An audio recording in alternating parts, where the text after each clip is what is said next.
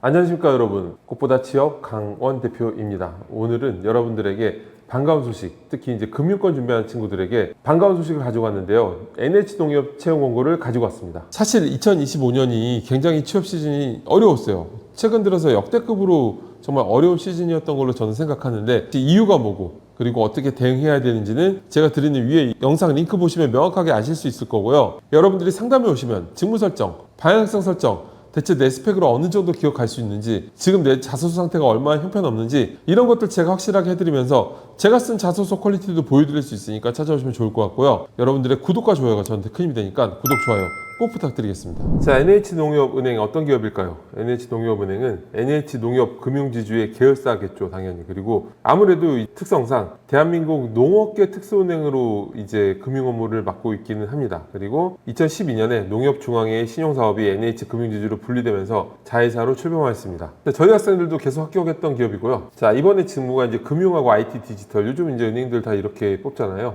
그 안에서 더 세부적으로 하는 것들도 있지만 일반적으로는 사실 이렇게 나누는 게 맞고, 여러분들이 IT나 디지털 관련된 분들이 아니라면 다 금융으로 넣으시면 되겠죠. 자, 자소서 항목을 보겠습니다. 첫 번째 항목은 NH농협은행은 1등 민족을 지향한다. 이건 광고고요. 이제 이에 발맞추어서 입사하기 위해서 어떤 노력을 했는지, 이건 직무 역량 항목이죠. 자소서 경험 항목은 직무 역량 항목과 스토리적인 항목이 있습니다. 직무 역량 항목은 직무와 직접적으로 관련 있는 경험들을 타이트하게 풀어내면서 전문성을 어필하는 건데, 스토리적인 항목 같은 건 절대 아니에요. 그래서 타이트하게 경험을 나열하면 되는데, 보통 어떤 경험들이 있을까요? 중고시임 인턴 같은 업무 경험이 있을 수 있고, 관련 대외 활동, 관련 프로젝트 경험, 또는 뭐 데이터 역량, 업계 관련된 경험들, 이런 것들이 있을 수 있겠죠. 그런데 500자일 때는 저는 추천드리는 게 직무 경험을 쓰는 게 제일 좋아요. 중고시임이나 인턴 같은 경험을 쓰면서 직무 경험을 통해서 업무 인사이트를 향상시켰다, 이걸 풀어내시는 게 제일 좋고, 7, 800자일 때는 이거 500자 하나에 다른 역량을 또한 뭐 2, 300자 정도 써서 두 가지를 소제목을 구분하면 제일 좋겠죠.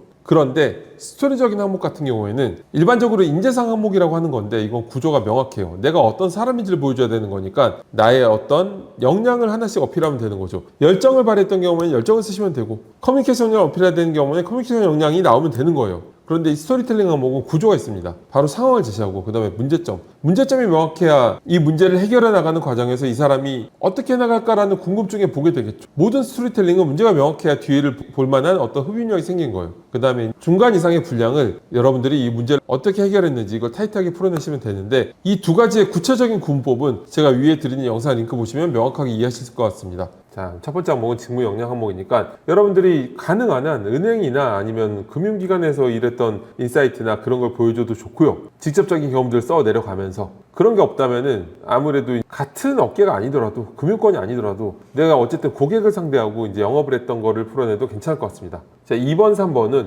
스토리적인 항목인 거죠. 스토리텔링은 말씀드렸듯이 상황 제시, 문제를 어떻게 해결했는지로 가시면 되는데, 자, 2번 항목 같은 경우는 커뮤니케이션 역량을 보여주면 되는 거예요. 협업 경험을 쓰면 되겠죠. 자, 협업 경험은 중요한 게 갈등이 있어야 돼요. 갈등 없으면 어떤 이슈가 생겼는데 우리 다 같이 아름답게 협업해서 끝냈어요. 여기서 어떻게 커뮤니케이션 역량이 어필이 되겠어요. 그래서 갈등을 만들어야 되는데, 이거는 의견 대립이 제일 좋아요. 의견 대립이, 여러분들이 꼭 들어가야 될 정보가 뭐냐면은 구체적으로 어떤 공동 과업, 공동 프로젝트를 수행하고 있었고, 그리고 각각의 주장이 뭐고 각각의 논거가 뭔지가 글에 꼭 드러나 있어야 돼요. 그게 없으면 굉장히 허접한 글이 되고, 그리고 양쪽 다 타당한 얘기를 해야 돼요. 한쪽이 이상한 얘기를 하고 있으면 이 글의 팽팽한 긴장감이 다 사라져요. 그래서 양쪽 다 타당한 얘기를 하고 있어야지 훨씬 더 긴장감이 넘치는 스토리텔링이 진행됩니다. 그리고 3번 항목을 보시면은 직업윤리가 여러 가지 있겠죠. 이런 거를 무슨 뭐 동아리 때 횡령 이런 거 쓰시는 분들이 있는데, 그런 무겁고 어두운 주제, 그리고 법적으로 해결될 만한 주제는 여러분들이 뭘 어필하기도